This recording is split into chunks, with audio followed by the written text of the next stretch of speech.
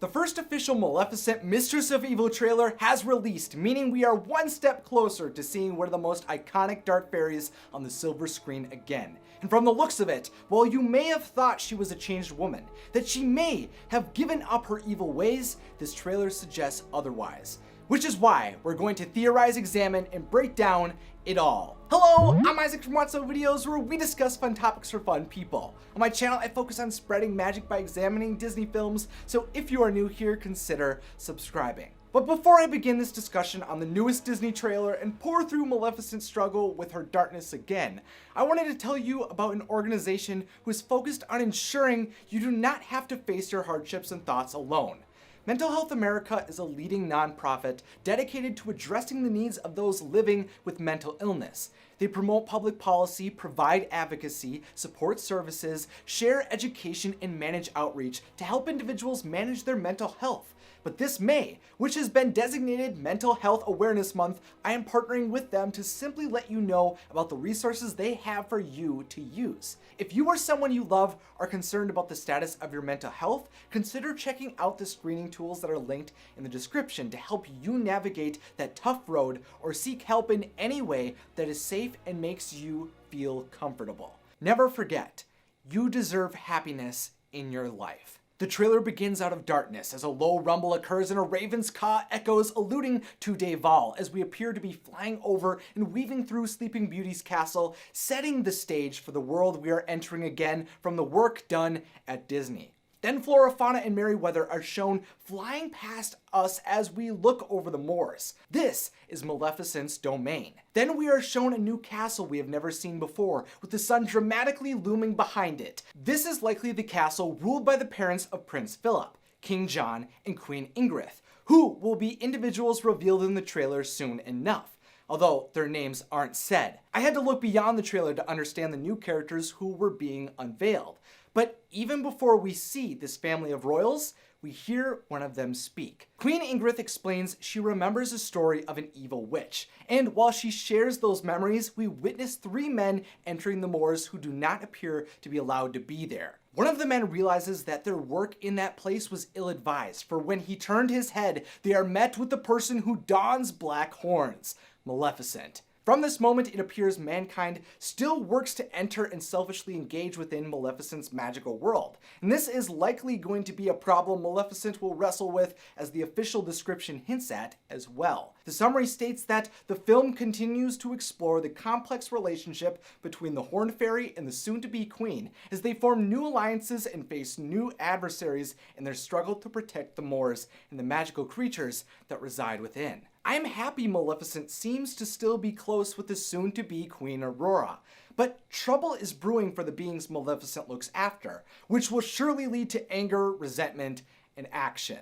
Then we see Maleficent soaring through the sky with her jet black wings, and we see her standing along a cliff, likely guarding her own kingdom. Afterward, we look down a spiral staircase that is worn down, aged and disgusting, with a woman in white marching down who is likely Aurora.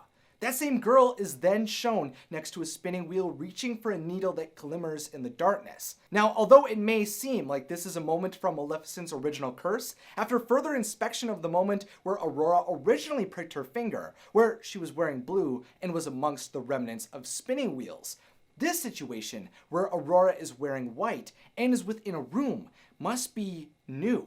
For some reason, Aurora appears to be drawn to a spinning wheel again. Queen Ingrid states that the story of the Dark Fairy became legend as we see Prince Philip propose to Aurora. And by the way the moor's creatures erupt and the way Philip embraces her, Aurora appears to say yes. Maybe this is the moment that is drawing the multiple kingdoms together. That the engagement of Aurora and Philip is what is bringing outsiders to question Aurora's motherly figure, Maleficent, and the places that she comes from. Then we are told that the story of Maleficent is no fairy tale, and we see what appears to be some type of scientist examining magical and mystical items. I'm not sure who this person will be aligned with or how they became that way, but I'm fascinated to learn about them and to see what they can do in the conflict to come. Maleficent flies off, and then we get to see Aurora, Deval, and Maleficent approaching the castle we saw dramatically be unveiled earlier. From the crown on Aurora, I would assume she's now queen of her kingdom. So does that mean she's come to Philip's home for the purposes of being with the one she's engaged to?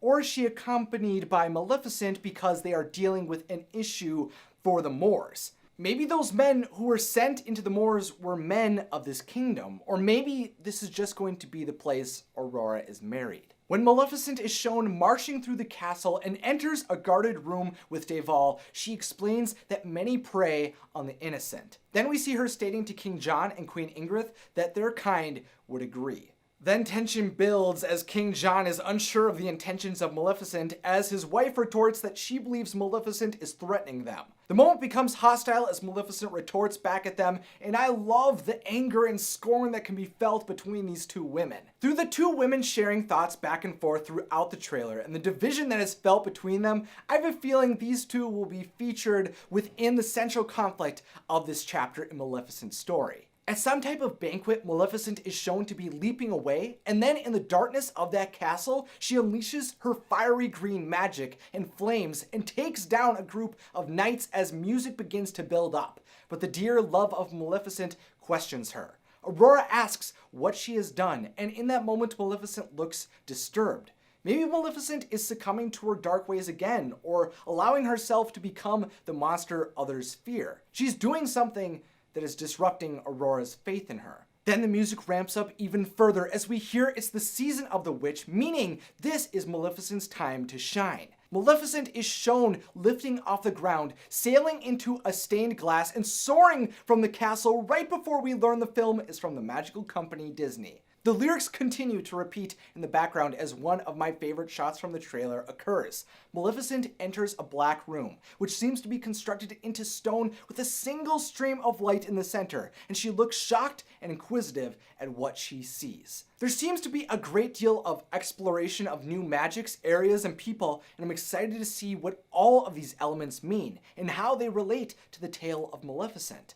Ravens or possibly crows are then shown flying over a huge body of water in the darkness, likely working for Maleficent herself. A woman opens up a balcony door, who I assume is Queen Ingrid, but her hair may be too dark. Right after, though, Queen Ingrid holds a scowl as she looks over the world. After a brief moment of Aurora happily exploring the moors, we see her high in a building where the ledge is broken off, looking awestruck by what she is seeing in the sky. Ravens are then seen again to be shooting towards knights who appear to be prepared to stop the attack that is coming, which will likely be a battle we will get to experience. As red smoke explodes overhead in a similar setting to the ravens, a man who appears of a regal status hides for his life. I thought at first it might be Deval, but I'm not for sure. It could be a completely new character. But then finally we see Maleficent turn around, looking completely unleashed and powerful with a black dress donned as the red explosions occur around her. A battle is going to be fought, and Maleficent appears to be at the center of it.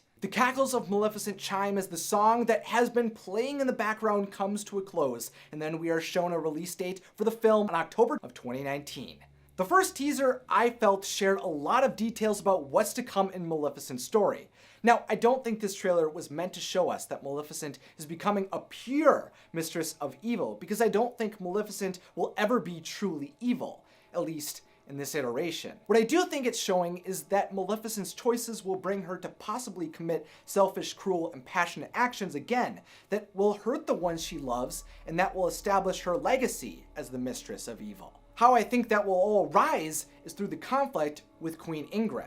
Friction is definitely occurring amongst the happiness of Aurora's engagement, and I believe this tension between Ingrid and Maleficent will likely be the conflict that boils over, and hopefully these two points of views can be fully explored. From Queen Ingrid's perspective, her firstborn son is planned to be married to a girl who is watched over by a fairy who is capable of cursing kingdoms and dethroning rulers. But from Maleficent's perspective, Ingrid could appear to be just another tyrant abusing others to acquire wealth and power. There are many elements like the scientist and the return of the spindle and the dark cave that have me extremely intrigued to learn more about this world. I'm ready to see Maleficent come alive again. But now it's time to hear your thoughts. Are you excited for the Maleficent sequel? Did I miss anything in this trailer? Let me know what you think in the comments, along with any other ideas you have for future videos. And also remember, you don't need to suffer, have conflict, and feel tortured like Maleficent does. Be sure to check out the screening information provided by Mental Health America if you or someone you love is looking for assistance with mental health. To see more Disney trailer breakdowns like this one, you can find a link to those videos in the description. And if you'd like to continue to see more magical discussions like this one, then don't forget to click that subscribe button and the beautiful bell if you're new. Thank you to my wonderful patrons over on Patreon who are amazing supporters of my videos. And as always, thanks for watching and have a magical day.